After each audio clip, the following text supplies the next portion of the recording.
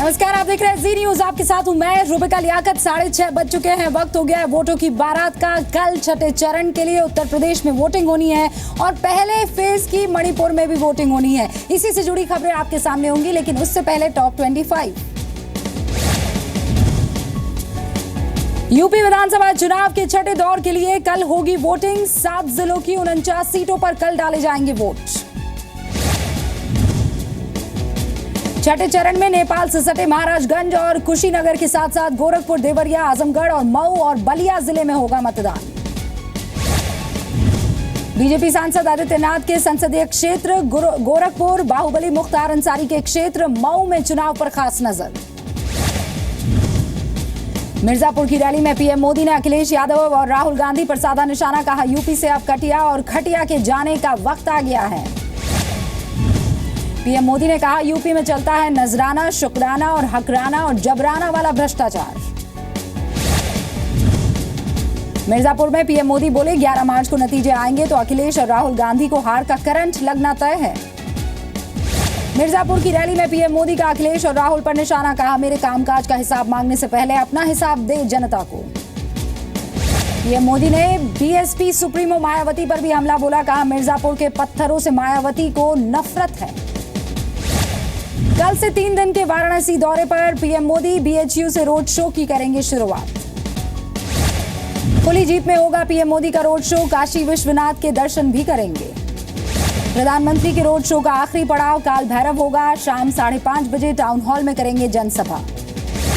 5 मार्च को पीएम काशी विद्यापीठ खेल मैदान में रैली करेंगे। डीएलडब्ल्यू ग्राउंड में लोगों से मिलेंगे भी। 6 मार्च को वाराणसी के रोहिनिया में पीएम मोदी की रैली होगी। वाराणसी में 8 मार्च को वोटिंग होनी है। कल राहुल और अखिलेश भी वाराणसी में होंगे। दोनों साथ करेंगे रोड शो।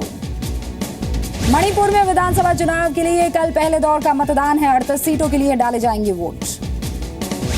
मणिपुर में वोटिंग के लिए सुरक्षा के कड़े इंतजाम है। उग्रवादियों के हमले की आशंका को देखते हुए 28,000 से ज्यादा सुरक्षा बल तैनात किए गए हैं। मणिपुर में बीजेपी पहली बार अकेले 40 सीटों पर लड़ रही है चुनाव। एरोम शर्मिला की पार्टी पीआरजेए भी पहली बार 3 सीटों पर चुनाव के साथ मैदान में। गाजीपुर के सैदपुर की रैली में अखिलेश यादव ने किया पीएम मोदी पर पलटवार। बोले, 3 साल में प्रधानमंत्री ने क्या किया, जनता को बताएं। पीएम के मन की बात पर अखिलेश ने कसा तंज। कहा, वो सिर्फ टीवी और रेडियो पर मन की बात करते हैं, लेकिन काम की बात कब करेंगे। अखिलेश यादव ने पीएम के सूट पर उठाया सवाल। कहा, वो नकल की बात करते हैं, लेकिन क्या ये बताते हैं कि उनका सूट किसकी नकल के वजह से बनाया गया है। प्रधानमंत्री के नकल वाले बयान पर अखिलेश यादव का पलटवार। कहा, मोदी के मंच पर नकल माफिया खुद मौजूद था। सिलेंडर की बढ़ी कीमतों को लेकर अखिलेश ने मोदी सरकार को घेरा। कहा, काम न करना पीएम का कारनामा है। गाजीपुर की रैली में बीएसपी सुप्रीमो मायावती पर अखिलेश का हमला। कहा, बीएसपी का कोई भरोसा नहीं, कब बीजेपी के साथ रक्षा बंधन मना ले पता नहीं। मिर्जापुर की रैली में बीएसपी अध्यक्ष मायावती ने बीजेपी पर हमला बोला। पूछा सवाल, जब 6 साल सत्ता में थे तब क्यों नहीं बही दूध और दही की नदी।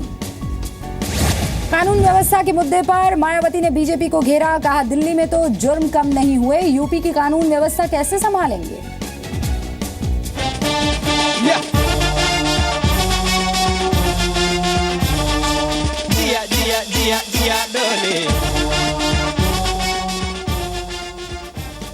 तो 25 बड़ी खबरों की बात। अब आज की वो खबर जो शायद ही आपको किसी न्यूज चैनल पर देखने को मिलेगी। यूपी चुनाव की खबरें आपको हर वक्त अलग अलग न्यूज चैनल पर देखने को मिल जाएगी, लेकिन क्या आपको पता है कि देश के पूर्वी हिस्से के एक राज्य जिसका नाम मणिपुर है, उसमें भी चुनाव हो रहे हैं। जी न्यूज ने यूपी के चुनावी शोर से दूर मणिपुर के मोरेह में चुनावी तैयारियों का जायजा लिया, लोगों से बात की और जाना कि उनकी प्रॉब्लम्स क्या हैं और इसके लिए सरकारें कितना काम करती हैं।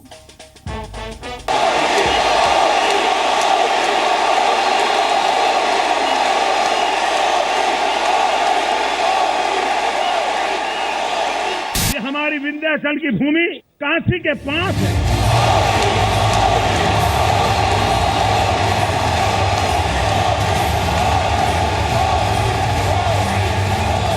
ये टूरिज्म का कितना बड़ा क्षेत्र बनता है। पर्यटन के कितने बड़े अवसर यहाँ पैदा हो। मुस्कुराहट गायब हो गई, टेंशन दिखाई दे रहा आपको, मतलब कांग्रेस की समाजवादी पार्टी की सरकार बन रही है।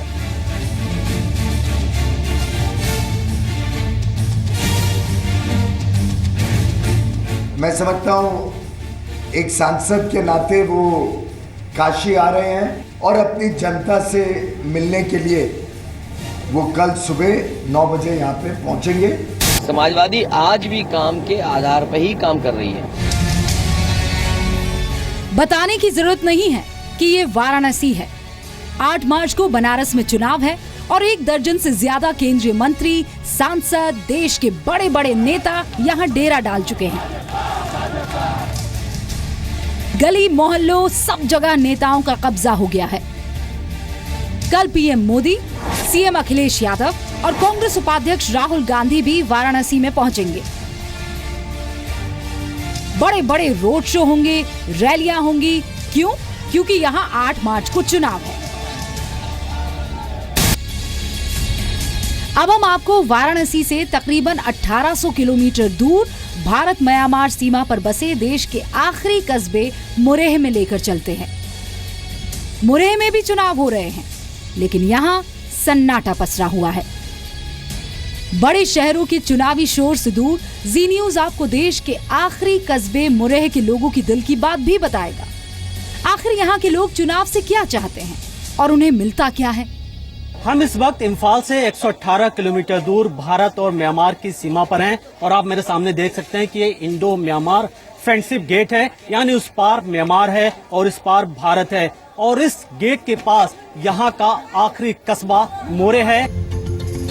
मणिपुर की राजधानी इम्फाल से 118 किलोमीटर दूर बसा मुरेह बेहद खूबसूरत जगह है। हर तरफ जंगल है, पहाड़ है और ये सुंदर नजारे। मणिपुर में जंगल और पहाड़ के बीच बने बांस के घर आपको हर तरफ देखने को मिलेंगे। मणिपुर में आप कहीं पे भी जाएं, ऐसे आपको नजारे देखने को मिलते हैं। लेकिन उग्रवाद की समस्या होने की वजह से यहाँ पर टूरिस्ट का आना जाना बेहद कम होता है। यहाँ इस खबर को आपको देखना जरूरी है क्योंकि यूपी के प्रजापति, अखिलेश के प्रजापति गायत्री प्रजापति फरार है। और दिलचस्प बात यह है कि रेप के आरोप झेल रहे मंत्री फरार भी बड़े इत्मीनान से हुए। 27 फरवरी को अपने इलाके का पहले चुनाव निपटवाया, अपने मत का इस्तेमाल किया, मीडिया से मुखातिब भी हुए, खुद को मिली वाई श्रेणी सुरक्षा का बेरोक टोक उपयोग भी किया और फिर गायत्री हो गए गायब। और इन सब के बीच यूपी पुलिस बड़े ही मुस्तैदी से उनके लापता होने का इंतजार करती रही। हमने नई व्यवस्था दी है, ये 100 नंबर वाली। आप दिन रात सुबह शाम जब चाहो तब फोन मिला लेना, आपका फोन उठेगा और 10 और 15 मिनट में घटना स्थल पर पुलिस पहुंच करके आपकी मदद करने का काम करेगी। हम तो कहते हैं कि आपने सुना आपने यूपी के सीएम अखिलेश यादव का ये भाषण। चुनावी सभाओं में अपनी पुलिस की तारीफें करते थकते नहीं है सीएम साहब, लेकिन अपनी ही सरकार में रेप के आरोपी फरार मंत्री को इनकी ये पुलिस ढूंढ नहीं पाती है। और जब लोग सवाल पूछते हैं तो सीएम साहब का जवाब होता है पुलिस अपना काम कर रही है। क्या ऐसे काम करती है पुलिस? गायत्री प्रजापति का मामला पहले से है, सच्चाई कुछ और भी हो सकती है। बदायूं में क्या सच्चाई थी, अरुण वर्मा वाला विधायक वाले मामले में क्या सच्चाई निकली है, तो मैं ये नहीं कहता हूँ कि क्या होगा, लेकिन अब सुप्रीम कोर्ट और सरकार का पूरा सहयोग है पुलिस को। गायत्री प्रजापति पर अखिलेश के पास कहने के लिए कुछ ज्यादा नहीं है। विरोधियों ने इसीलिए अपने तेवर तल्ख कर लिए हैं। बीजेपी तो सीधे सीधे आरोप लगा रही है कि सीएम आवास में छिपाए गए हैं प्रजापति। डीजीपी की मिलीभगत से ये 5 कालिदास आवास पर छिपे हुए हैं और अगर उनको मेरे आरोप में कोई अगर उनको संशय होता है वो सफाई दें और वो बताएं, चाहे गंगा की कसम खा के बताएं, चाहे कुरान की कसम खा के बताएं, जो उनको अच्छा लगता है वो कसम खा के बताएं। ये तस्वीर आप देखिए 27 फरवरी की है। वोट डालने के बाद बड़े शान से घूम रहे थे प्रजापति जी और यूपी पुलिस तब आराम फरमा रही थी। अब 4 दिनों से प्रजापति फरार है और पुलिस उनके घर पर छापेमारी की खाना पूर्ति कर रही है। सवाल उठता है कि जिस आरोपी को राज्य सरकार से सुरक्षा मिली हो, 24 घंटे सुरक्षा में पुलिस के जवान तैनात हो, वो अचानक फरार हो जाता है, कैसे? और राज्य के मुख्यमंत्री ये कहते हैं कि पुलिस अपना काम कर रही है, तो सवाल उठेगा कि पुलिस कैसे काम कर रही है जो एक आरोपी पकड़ा ही नहीं जा रहा है। विशाल पांडे के साथ ब्यूरो रिपोर्ट जी मीडिया। और आरोप छोटा मोटा नहीं है, बहुत गंभीर आरोप है, गैंग रेप का आरोप है।